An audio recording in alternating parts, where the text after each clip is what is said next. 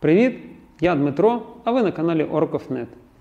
Нещодавно під час розмови з одним моїм приятелем, він жартома сказав мені, що Діма, а як так може бути? От дивлюсь твої відео, і навіть якщо ти під час огляду кажеш, що цього не має бути, це потрібно змінити, а це одразу відремонтувати, бо зламається через місяць або через два, то в кінці ти все рівно скажеш, що добра зброя – гарна гвинтівка.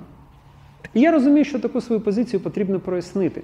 Вона полягає в наступному. Особисто для себе я вирішив, що будь-яку зброю, яку українці купують під час війни, особисто я буду сприймати як таку, що або купується військовими, щоб одразу поїхати на фронт, або купується військовими, щоб після полігону поїхати на фронт, або купуються свідомими цивільними громадянами України для того, щоб тренуватися захищати батьківщину, родину, вулицю, місто або селище. І, чесно кажучи, під час розмов я розумію, що більшість цієї зброї зараз купується фінансово важко. Але все рівно купуються, тому що люди зрозуміли, що в нас не тільки зі сходу дурнуватий сусід, але, на жаль, і з півночі сусід чуточку з привітом оказався. Керівництво в нього з привітом, але що це змінює для нас?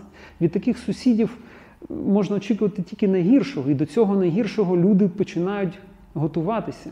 Я бачу тільки таку зброю, яка готується. Ту зброю, яка одразу після придбання стала в сейф або лягла під диван і ніколи не бачила полігону і не зробила за цей час жодного пострілу, я її просто не бачу.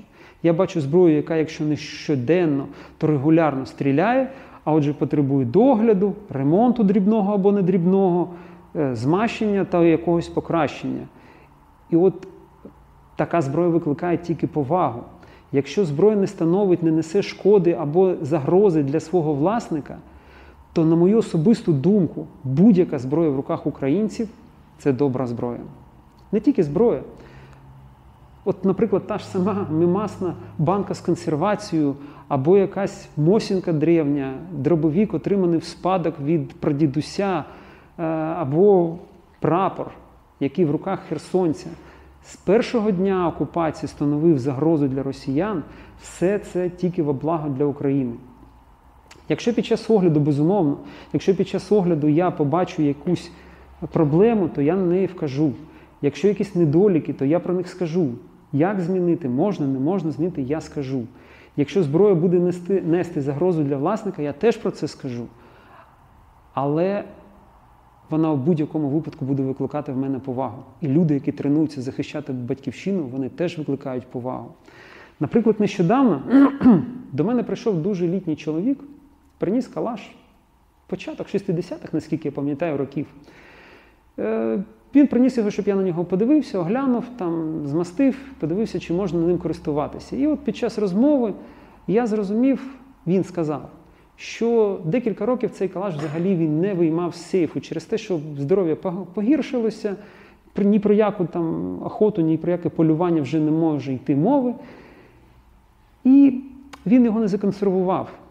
Ви розумієте, що таке декілька років в сейфі незаконсервований калаш. Стан його був, такое собі.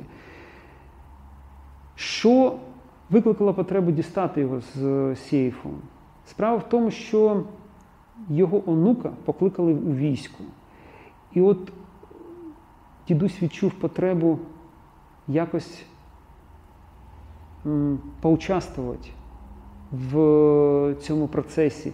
Внутрішнє напруження було таке, що він дістав його з сейфу, приніс, щоб я подивився, що з ним, дістав ті 200 або 300, не пам'ятаю, патронів, і єдине, що він міг зробити, це відвести онука на полігон і показати йому, як стріляти.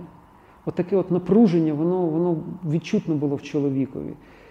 Безумовно, я зробив все, що зміг з цим калашем, і в кінці я сказав, що це добра зброя, це добрий калаш. Тому після війни ми зробимо прожарку на деяку зброю. Вона буде викликана швидше не тим, що зброя погана, а тим, як її подають в нашій країні. Що вип'ячують, що приховують, що переіначують. Але це вже буде після війни. Зараз будь-що в руках українця, що несе шкоду для росіян, це безумовне і беззаперечне добро. Підписуйтесь на наш канал. Дякую вам і слава Україні!